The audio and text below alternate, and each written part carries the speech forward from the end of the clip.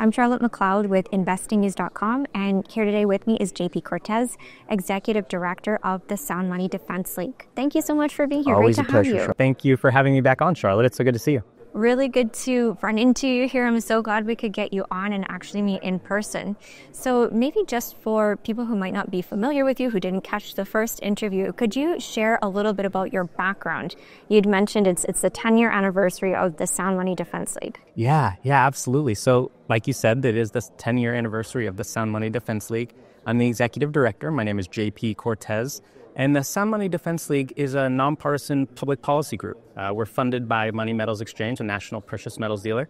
And we go to state in the United States and to Washington, D.C., introducing legislation to remonetize gold and silver.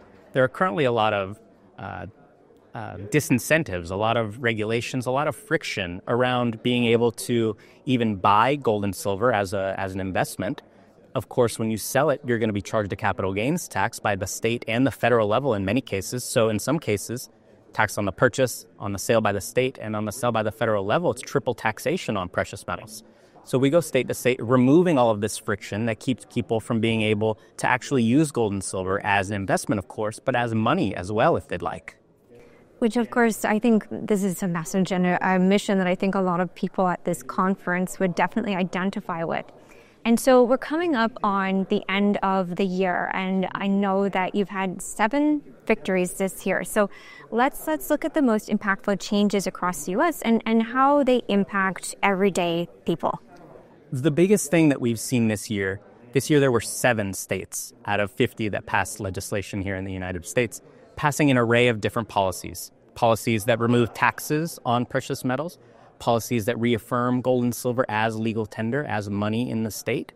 And then in Utah's case, that was a special bill where the state of Utah announced and legislatively allowed for, I believe it is a $180 million investment of physical gold to be stored for the state. So on the state's balance sheets. So the state itself is now looking to gold and silver as an actual reserve asset. You know, we talk a lot about BRICS right now and de-dollarization, and there's so much talk about countries with an adversarial relationship to the United States who are looking for alternatives. But if we look more closely, we'll see it's more than that. States themselves are also looking to de-dollarize. They're looking for an alternative to dollar-denominated investments. And we're seeing that, of course, individuals, but states, countries, and international coalitions seem to be coalescing around gold. Yeah, that's very interesting. And of course, we talk all the time on this channel about the BRICS, but it's interesting to see it at that smaller level as well. Very interesting. And so the latest edition of the Sound Money Index has just been released. I believe there's a copy here. Maybe we want to hold it up. So maybe for those who don't know, if you could explain what it is and talk about the evolution over time, insights from this year. Any other takeaways that you would add? Of course. We are so excited to announce, like you mentioned, 2 days ago, we announced the latest 2025 Sound Money Index. This is an index we've been putting out every year for the last several years that rates all 50 states based on their pro or anti-sound money environment. Is this a state that has removed sales tax from precious metals, capital gains taxes? Does your state reaffirm gold and silver as legal tender? Does your state have an in-state precious metals bullion depository? Is your state investing in physical gold in its state reserves, issuing gold bonds, things like that? And so there are a number of different criteria that we find that really separate states from one another. An interesting thing that we found is that it's not along political lines. You'll find that if you look at the index, towards the bottom of the list, you'll find is Kentucky, a notably deep south, what is normally a red state.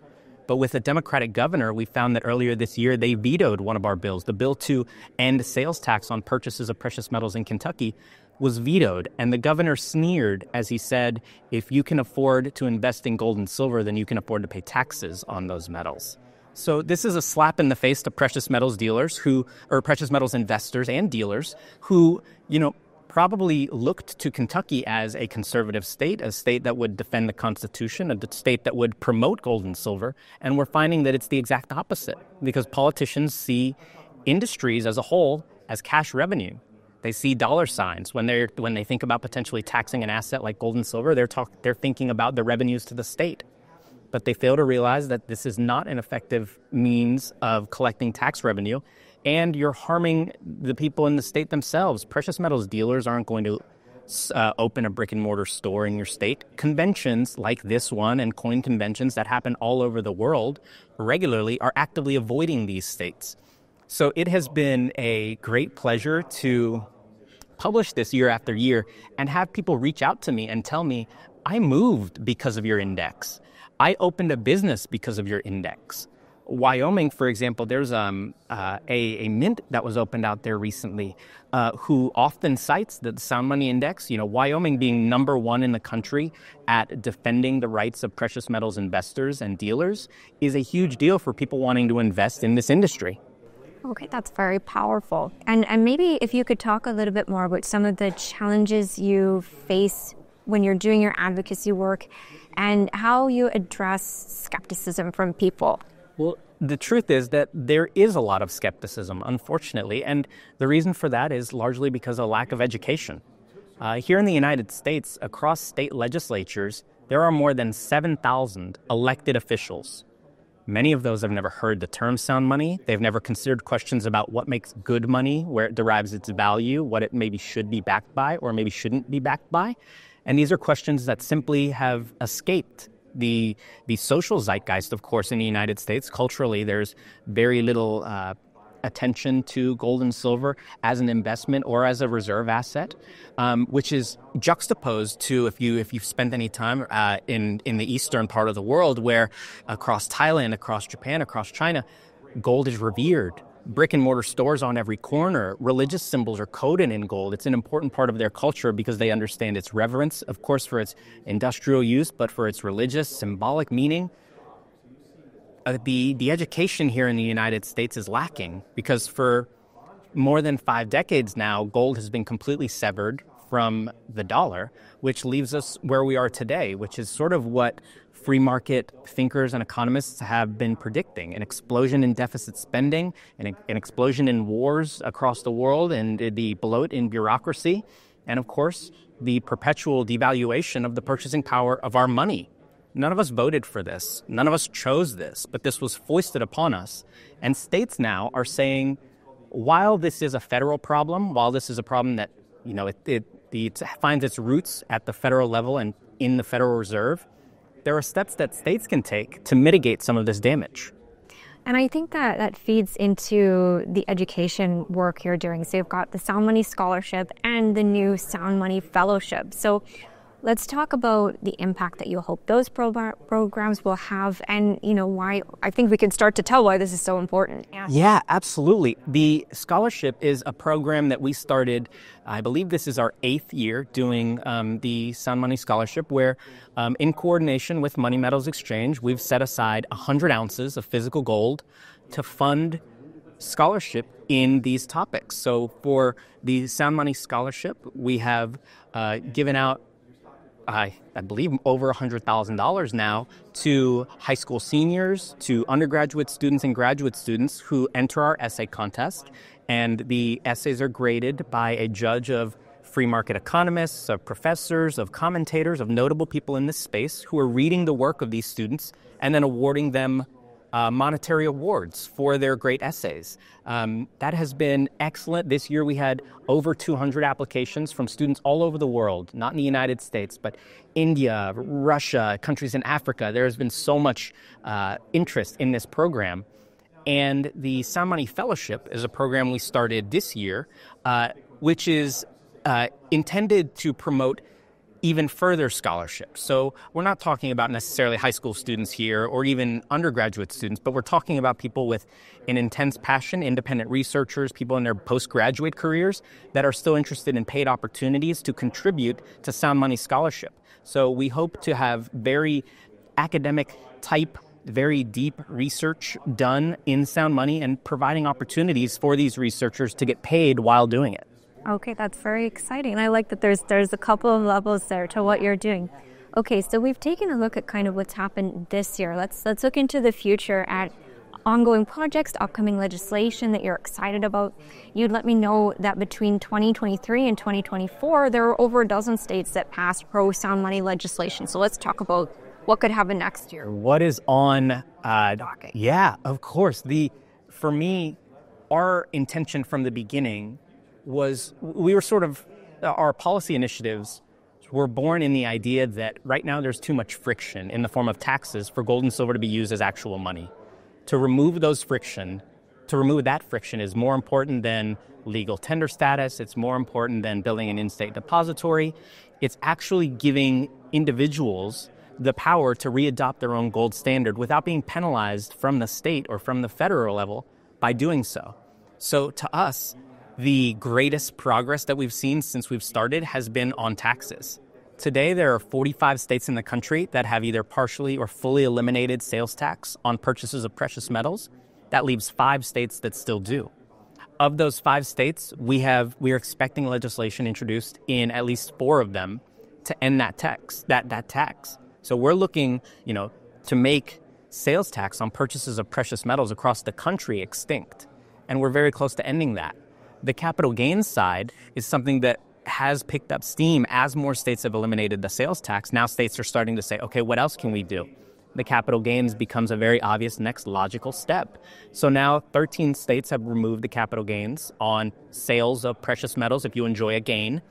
And so we have still much work to do, but more and more we're finding that states now are reaching out to us. It's incredible to imagine back in 2017, when I was writing draft legislation and I was going state to state begging legislators, please introduce this language. There was a bill in 2017, I remember, that we wrote to allow the state to invest in physical gold as a reserve asset. And in 2017, the bill was not even considered. In fact, it was mocked in some states. Gold was $1,200 an ounce at the time. Today, gold fought back up to $2,700 an ounce. The politicians, the people who are making these fiduciary decisions that affect all of our lives, were derelict in their duties to protect the state's reserves. So we're very hopeful that as the taxes continue to be where we devote most of our bandwidth, but there's more to do. And the next steps, states investing in physical gold, states building precious metals depositories in their own state to protect their reserves. I keep it outside of New York or other depositories that might be further away from home. We're finding that there is a ton of energy and steam behind these projects. And I think we're seeing sound money, gold and silver is having a renaissance right now. Yeah, and okay, so this is kind of near-term things that are going on. Take a look, maybe say a decade into the future. Where do you see the sound money movement going? And we talked a little bit about this last time, but how can people start to get involved? What would you like to see them do?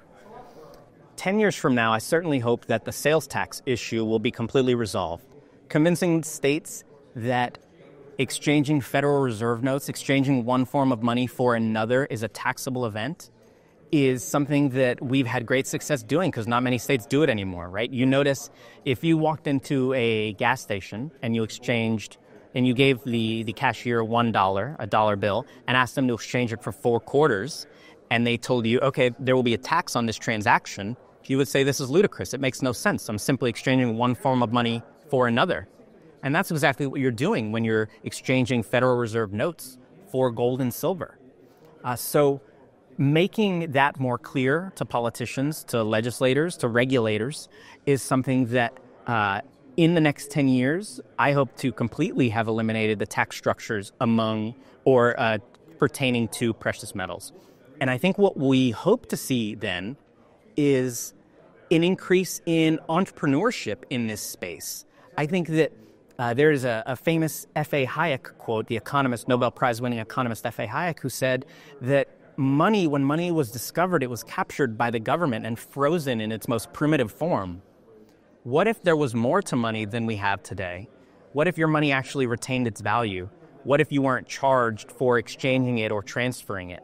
What if, there were, for example, we're seeing fractional precious metals like we've never seen before. We're seeing crypto-backed precious metals, asset-backed digital currencies. Of course, Bitcoin is approaching $100,000 as we speak.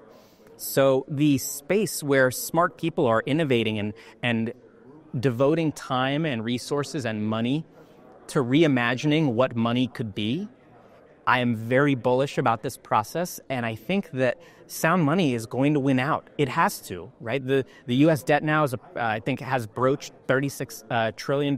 That's on paper. That doesn't consider unfunded liabilities or anything else that's on top of that, which probably breaches $100 trillion if I had to guess.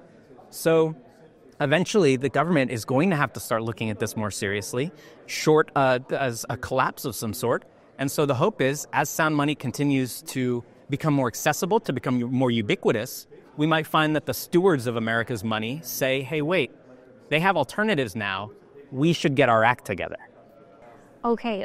This has all been very educational and interesting. Do you have any final words that you would leave investors with as we close?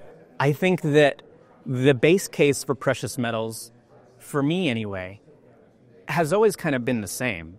If you believe that the government will continue to grow, we have a Trump presidency who was recently elected, and there are talks about, government agencies that will address the bloat and the bureaucracy and the massive amount of waste that happens here in the United States government.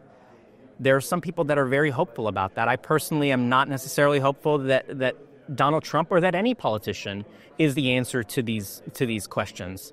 But what I will say is that, like we mentioned, states all over the country are thinking about gold. Countries all over the world, allies. I'm not even talking about countries with an adversarial relationship.